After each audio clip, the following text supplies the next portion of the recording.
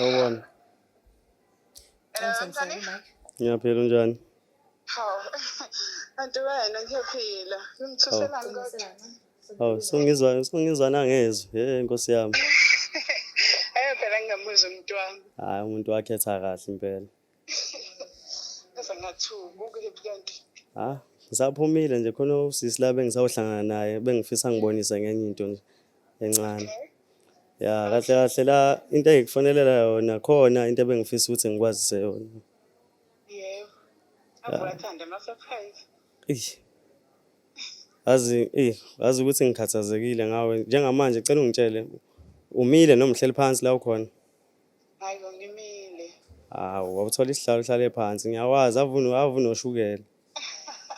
Hayi ngeke ngize ngenze lutho khuluma. Okay mama. Azi phela mama lana khona into esithe yenzeka yabo. Mayelana kodwa yona ithinta kakhulu nje usisi wakho lo mncane. Yebo kwenzekeni? Azi uyakhumbula ngithi ukuthi usisi wakho benakho ukuthi afike lapho endlini ezosibheka nje. Yes. Yeah, so angazi ukuthi kwenzeke kanjani ukuthi agcine sethola inamba yami. Unenamba yakho? Yeah, esengibhalela la efonini yami ngibona nje ngayo uyangibingelela wenza and sekunesikhathi eside futhi kwenzeke. Hawu angazi ungitshele, okay. Yeah, manje nje siyaxoxa nawe udadewenu lokuthe kwenzeka kwesisikhathi ngaphinde ngahlangana naye edolobheni yabo. Ya mangimbona edolobheni futhi saba nje nokuxoxa okukhona okuncane sagcina sihlale phansi saxoxa njengabantu abazanayo yabona. Yeah, kodwa obhlungu ke nje ukuthi sekuze kuke kwadlulela lapho ekutheni sigcina ngokuxoxa. Ngicela bandla uqonde straight to a point in nje lento yenzayo yokugudla ushona lena angisangiqala ungayi-understand. Kushuthi ke siyaxoxa ke nawe sisi wakho sagcina sesishelana naye sesithandana. Muthi nashelana usho ukuthi yena wakweshela nawe wameshela? Hayi cha mina ngamshela. Oh wow, senibongela. Ya. Njengamanje nje ebengifisa ukutshela kona ukuthi mina nodadewenu soba nomntwana.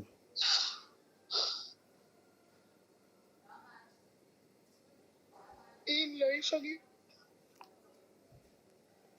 yisho kimi. Hayi.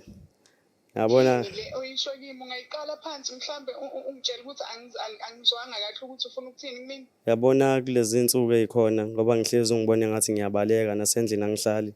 Angikwazi ngisho ukubheka emehlweni. Ayikho into ebalekela ubalekela ubugebengu bakho. Ubalekela ubugebengu bakho uqonda ukuthi uzokwenza njani ke? Yabona. Inhloso yakho kwena yonke lento osuyenzile ukuthi uzokwenza njani? Lo muntu phela ngoba manje ezithwele sekuyapho kahle bengifisa ukuthi avela sondele lapha ekhaya ngoba angikwazi ukuthi ngimlahlelele kanjalo ekubeni. Ungakaqedi ngami uzokwenza njani ngayo? Cha ngizoyilungisa. Ngizoyilungisa le ndaba yami nawe bese ngihlele khona vele ukuthi ngiyilungise ngoba ngiyabona ukuthi ngoba mina ngisithutha sakho nje nakufanele wenze inoma yini uphike ukuthi uzoyilungisa into. Cha yena ndlela elungisa ngayo lena ningenza isilima ningihamba ngale nina nihlukene nomuntu nabantu bebengibulala. Cha ngizoyilungisa ngoba ngithi ngizoyilungisa njengoba ngiyabona ukuthi sekwenzeke okunye yabo amaphutha asemaningi kakhulu so sengiyabona. Kube lula kuyona yonke into oyenzayo count me out please ngangifaki mina. Hawu kanjani manje? Engikucela njengamanje akukho okunye niqhubeke nina njengokuhlala kweni nenza izinto ngendlela benifuna ukuzenza ngayo mina nje ngicela ungingabali. Ungangibali nje enhlalweni zakho as from now on. Bye bye. Cha mama bengicela ukuthi sikhuluma kancane yezo. Ayisekho into engizoyikhuluma nawe. Ukuphi njengamanje wena? Ngiphi emsebenzini ayikho into engizoyikhuluma nawe kodwa. Bengicela ukuthi mangisuka la ngize lapho kuwe sikhulume ngiyacela mama. Yazi anganoma kungenzeka namhlanje kodwa nje angikho right phone okwamanje nje angikho right. Angikho right. Ngizwe. Ngoba kwayena usisi wami lo anganoma kusafana ngeso usisi wami angingani ukuthi ngingambheka ngimthini. Cela ungizwe kancane yezo. Ngithi mina kuwe ngiyaxolisa ngalokho sekuthe kwenzeka yezo. Angazi ukuthi uxolo into enjani kufanele uxolele umuntu owenzeni. Angazi uxolele umuntu owenzeni. Bese ngisho ngesenzo sami ukuthi hayi ngiyaxolisa kakhulu. Ngicela ukuzehlisa kuwe. anginayo into engingayisho njengamanje. Ngikhulumisanayo kancane.